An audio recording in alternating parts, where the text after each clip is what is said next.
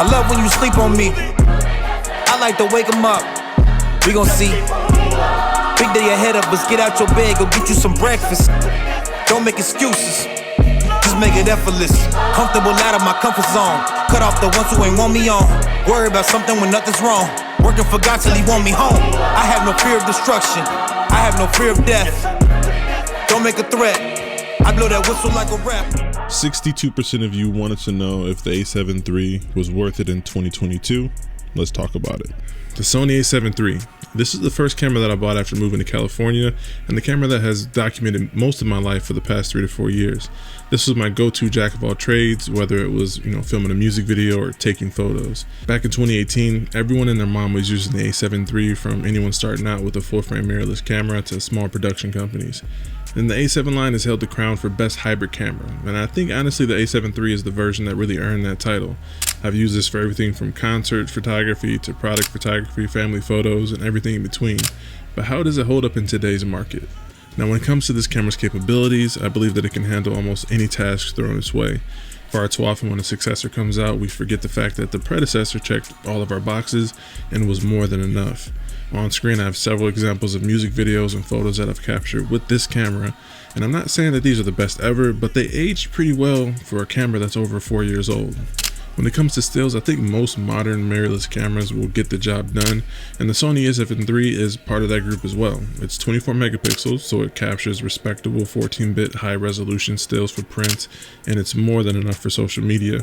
Not to mention it has a great autofocus system and very usable low-light performance. And we can't forget the fact that it has the 5-axis steady shot in-body stabilization. For someone that films a lot of handheld content, in-body stabilization is always appreciated. I feel like Sony really started to get it right and take more of the market share when they released the A7 III.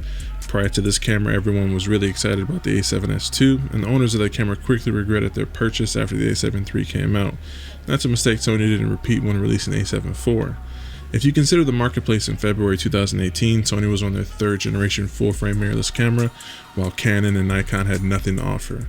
So they were really in a league of their own and competing with themselves, to be honest. The EOS R, Canon's first full-frame mirrorless camera, came out in October 2018, 8 months after the A7 III. And the Z6, Nikon's first full-frame mirrorless camera, came out in November 2018, 9 months after the A7 III.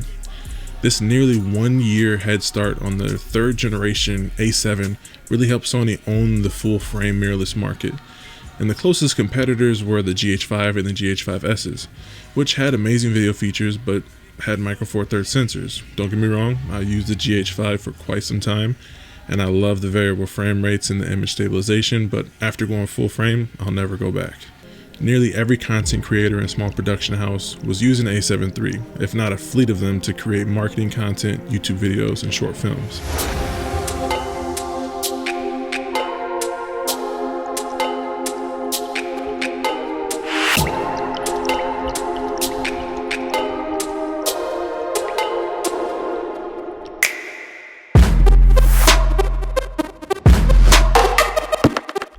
But now that we've established the fact that this camera is capable, the real question is, does it make sense monetarily? And if you're watching this video, either you're considering upgrading from the A7 III and looking for something newer, or you're looking to get the most bang for your buck and looking to buy a full frame camera that can get the job done. Now with these new Sony cameras, either the A7 IV or the A7S III, you're looking at paying either $2,500 for the A7 IV or $3,500 for the A7S III. Now when it comes to a camera that is closely matched to the A7 III as far as specs go, you're looking at the A7C, which is about $1,700. Almost identical to the A7 III, just missing the viewfinder and adding a flip out screen. Now when looking at the A7 III, the used market is going to be your most cost-effective option. Fun fact, I actually got my A7 III secondhand back in 2019 from MPB and was able to change from the GH5 system without paying much of anything. Now your best bet for the most affordable A7 III is going to be eBay. I filtered this list by recently sold items, and as you can see, you can get an A7 III body only for as low as $800, which is a steal in my opinion. Some of the higher price packages for the A7 III most likely include a lens or lenses and maybe even some accessories. I personally would not pay anything over $1,300 for an A7 III body on eBay. I just think that anything beyond that point isn't fair market value for it being used. Now, if you'd rather buy from a more reputable source and ensure that the camera is in working order and be provided an accurate condition rating, look either at KEH or MPB. It looks like they're selling for $1650 before taxes, but at that rate, you're probably better off getting an A7C or an A7 III brand new. Ultimately, it comes down to this. Our 4K 60, 10-bit color, flip-out screens, new menus, and Sony S-Cinetone worth paying an extra $1,500 from buying an A7 III used on eBay? Depending on what you're creating, the answer may be yes or no. For me, the answer would be yes, because I appreciate those features and they are vital to the content that I create for myself and clients. Also, if you're not a fan of the Sony A7 III's color science, you can always use something like this, a passport color checker, to actually modify and correct it in post, and then do your grade from there. I've always been able to pull some really good colors out of the A7 III in different color profiles, whether I'm shooting in HLG3, S-Log3. I've been able to manipulate the footage to make it work for the use case, like music videos or YouTube talking head or any type of video really, to my liking.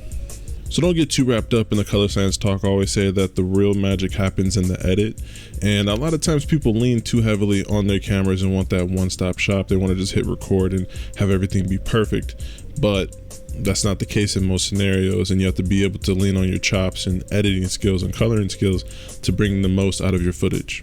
But if you're looking to get your feet wet, the A7 III is the best bang for your buck and will get you far until you start feeling limited by your gear. And that's what I've been basing most of my recent buying decisions on, if I'm being honest. Is this going to raise my creative ceiling or help me be more efficient? I just purchased more gear for my FX9 after being on set of some narrative projects and needing more out of my rig. You know, working with multiple people, sound guys, grips, first ACs.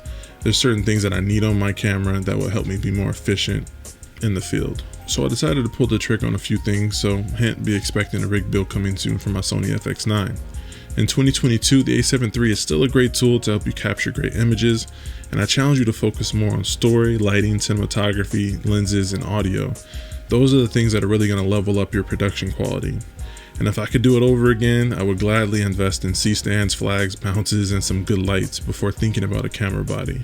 Now, whatever is going to help you create more and get that hands-on experience faster, do that, because that experience is the most valuable factor when it comes to creating.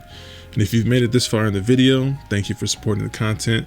You are literally motivating me to continue, and I love you for that. As always, until next time.